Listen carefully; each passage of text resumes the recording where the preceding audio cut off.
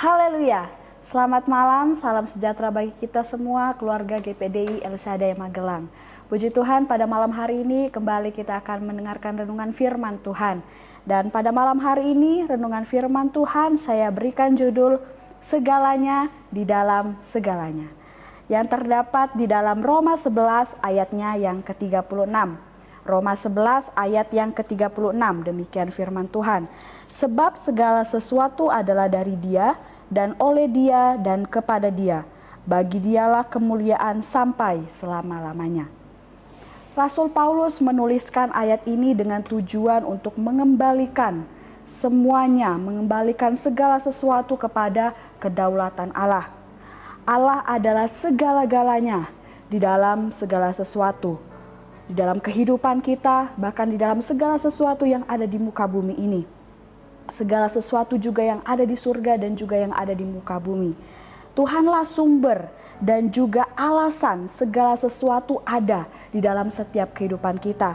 Tuhanlah tujuan akhirnya, karena segala sesuatu kembali kepada Tuhan dan untuk memuliakan nama Tuhan. Ini adalah satu pelajaran yang sangat penting untuk kita pahami dan untuk kita ingat selalu bahwa di dalam kehidupan kita sumber segala-galanya adalah daripada Tuhan. Kalau kita tidak memahami hal ini dengan baik, kita tidak mau mengakui kedaulatan Tuhan dalam kehidupan kita, bahwa Tuhan adalah segala-galanya di dalam segala-galanya, kita akan melihat bahwa kehidupan kita akan keluar dari kehendaknya Tuhan, akan keluar dari jalan yang sudah Tuhan tetapkan dalam kehidupan kita. Oleh sebab itu, sebagai orang yang percaya, perlunya kita selalu hidup di dalam kedaulatan Tuhan. Kita mau mengakui Tuhan di dalam setiap kehidupan kita, bahwa Tuhan adalah segala-galanya. Tuhan Yesus adalah sumber segala-galanya dalam kehidupan kita. Sebagai orang yang percaya kepada Tuhan Yesus, apa yang kita lakukan, apa yang kita perbuat setelah kita mengetahui bahwa Tuhan itu adalah segala-galanya di dalam segala-galanya. Kalau kita melihat di dalam ayat yang kita sudah baca tadi, dalam ayat pokok kita hari ini, yang kita lakukan adalah kita harus menyadari dan mengakui. Menyadari dan mengakui bahwa segala sesuatu adalah dari Dia.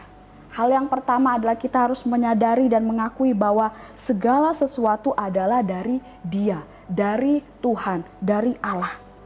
Yang kita lakukan dalam kehidupan kita, di dalam penerapan firman Tuhan ini adalah saat kita menyadari dan mengakui bahwa bahwa segala sesuatu adalah dari Tuhan. Oleh sebab itu dalam kehidupan kita tidak boleh mengandalkan diri kita sendiri. Karena apa? Karena segala sesuatu adalah dari Tuhan. Dan kehidupan kita pun tidak boleh ada yang namanya sikap sombong, congkak. Tidak boleh. Karena apa? Karena segala sesuatu adalah dari Tuhan. Kekuatan yang kita miliki adalah dari Tuhan. Mungkin kita punya harta yang banyak karena pekerjaan kita sukses. Siapa yang memberikan kita pekerjaan? Siapa yang memberikan kita kekuatan untuk bisa bekerja? Semuanya adalah dari Tuhan. Oleh sebab itu dalam kehidupan kita jangan pernah kita mengandalkan kekuatan kita sendiri ataupun sampai kita bersikap sombong. Karena apa? Karena sesungguhnya yang kita miliki, semua kemampuan kita itu adalah dari Tuhan. Itu yang harus selalu kita sadari dan kita akui di dalam kehidupan kita. Kemudian hal yang kedua yang harus kita sadari dan kita akui di dalam kehidupan kita adalah bahwa segala sesuatu adalah oleh Dia.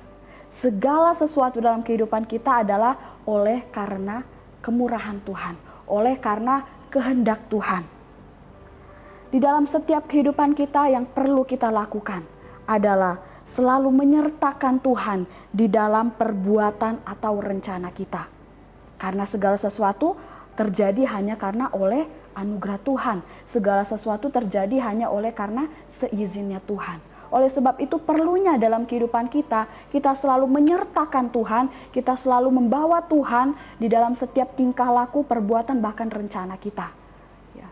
Supaya apa? Supaya Tuhan yang menolong semuanya, supaya Tuhan yang campur tangan sehingga perbuatan kita, sehingga rencana-rencana kita boleh berjalan dengan baik.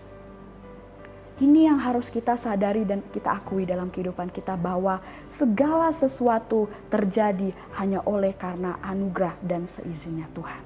Kemudian hal yang ketiga yang kita harus akui dan kita sadari dalam kehidupan kita adalah bahwa segala sesuatu adalah untuk Dia, adalah kepada Dia, adalah untuk Tuhan dan hanya kepada Tuhan. Dan di dalam setiap kehidupan kita, segala pujian, kemuliaan, hormat, dan sembah hanya kita persembahkan untuk Tuhan. Kita persembahkan kepada Tuhan karena hanya Tuhan yang layak menerima setiap pujian dan sembah kita sebagai umat-umat yang percaya kepadanya. Kemudian, setiap apapun yang kita lakukan dalam kehidupan kita, perbuatan apapun yang kita lakukan, pekerjaan apapun yang kita kerjakan, mari kita mau melakukan semuanya dengan sebaik-baiknya untuk kemuliaan nama Tuhan. Karena segala sesuatu tujuan akhirnya adalah untuk memuliakan nama Tuhan. Oleh sebab itu dalam setiap pekerjaan kita pun, apapun yang kita lakukan, semuanya harus kita lakukan dengan sebaik-baiknya hanya untuk kemuliaan nama Tuhan. Dan kita akan melihat mengapa kita harus selalu menyadari dan mengakui bahwa Allah adalah segala-galanya di dalam segala sesuatu. Kita melihat di dalam ayat 33 sampai ayatnya yang ke-35. Di dalam ayat tersebut ada alasan mengapa perlunya kehidupan kita untuk selalu menyadari dan mengakui kekuasaan Tuhan, bahwa Tuhan adalah segala-galanya di dalam segala sesuatu. Kalau kita melihat di dalam ayat yang ke-33, mengapa kita harus selalu menyadari dan mengakui bahwa Allah adalah segala-galanya di dalam segala sesuatu? Adalah karena yang pertama, kekayaan, hikmat, dan pengetahuan Allah sangat dalam.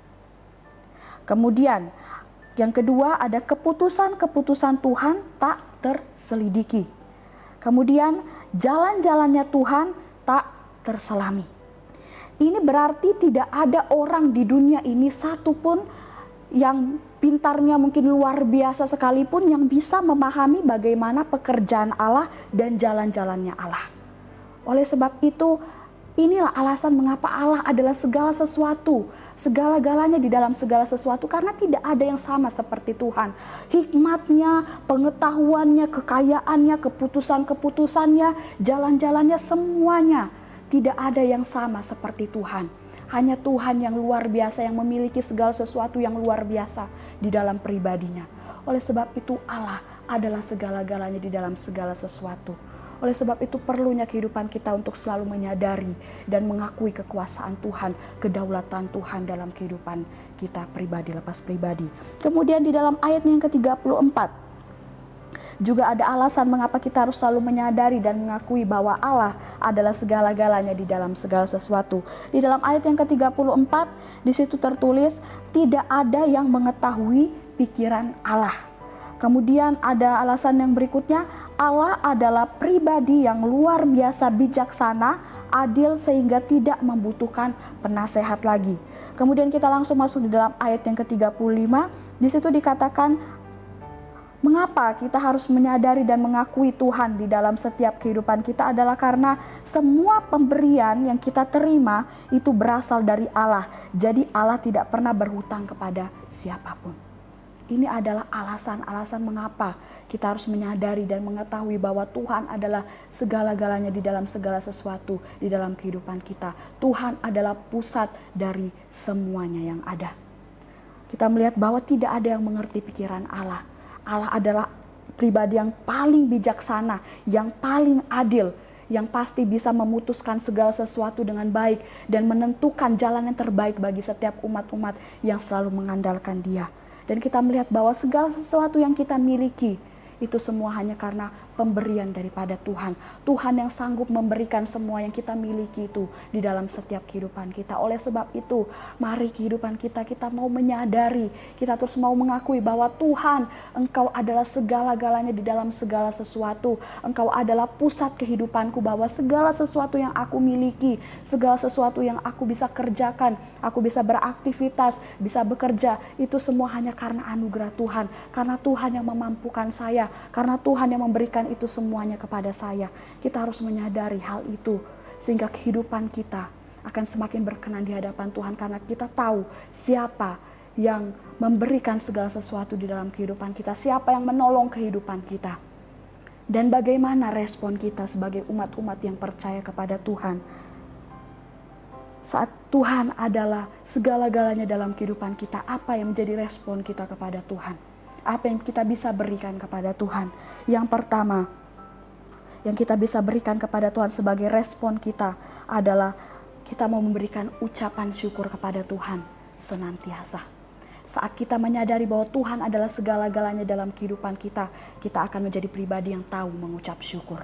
Kemudian yang kedua, kita tidak akan takut atau khawatir karena Allah adalah segala-galanya dalam kehidupan kita. Puji Tuhan, Tuhan Yesus memberkati kita semua pada malam hari ini. Kiranya firman Tuhan malam hari ini menyadarkan kita untuk selalu mengakui Tuhan, bahwa Tuhan adalah segala-galanya di dalam kehidupan kita. Mari kita sama-sama berdoa. Tuhan Yesus yang baik, kami bersyukur buat segala kebaikan-Mu, anugerah-Mu, kasih-Mu yang luar biasa dalam kehidupan kami. Ajarkan kami untuk selalu menyadari dan mengakui bahwa Tuhan adalah segala-galanya dalam kehidupan kami, bahwa semua yang kami miliki, kekuatan kami, harta kami, bahkan pengetahuan, itu semua berasal daripada Tuhan. Dan kami rindu agar kehidupan kami menjadi pribadi yang selalu mengucap syukur, yang selalu memuji, memuliakan nama Tuhan, karena kami rindu kehidupan kami senantiasa menyenangkan hati-Mu. Terima kasih Yesus, terima kasih Bapa. Tuhan memberkati setiap jemaat-jemaat Tuhan yang ada di GPD El Shaddai Magelang, supaya kehidupan mereka semakin hari semakin setia, semakin mencintai Tuhan.